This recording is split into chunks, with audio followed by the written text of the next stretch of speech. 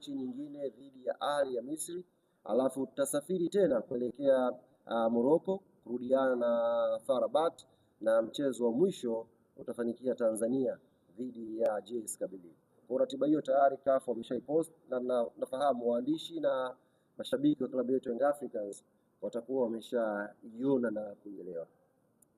Kuelekea mechi hizi za Champions League hatua ya makundi, baada ya kufanyika tathmini ya kina na kuzingatia maslahi mapana ya klabu yetu, nipende kuwatangazia ndugu zangu waandishi wa habari, wanachama na mashabiki wa klabu yetu Young Africans, mechi za klabu ya Young Africans kwenye hatua ya makundi zitafanyika kwenye visiwa vya Unguja baada ya Zanzibar, kwenye uwanja wa New Aman Complex. Kwa hiyo mechi zote tatu za nyumbani za klabu yetu Young Africans zitapigwa Zanzibar kwenye uwanja wa New Aman Complex.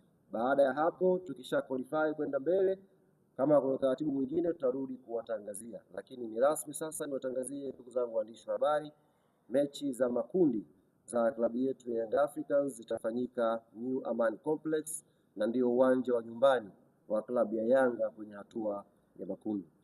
Hivyo nitumie fursa hii kuwaomba sasa mashabiki, wanachama na wapenzi wa klabu yetu Young Africans katika visiwa vya Pemba na Unguja kujiandaa kuipokea timu yetu, kujiandaa na kuanza maandalizi ya haraka kuhakikisha tunafanya vizuri.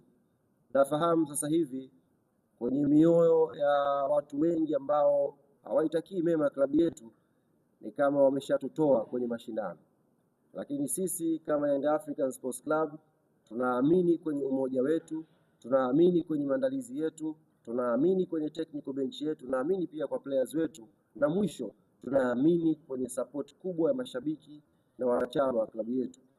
Hii ngoma tutakuwa nayo na inshallah tutakwenda ya robo finali.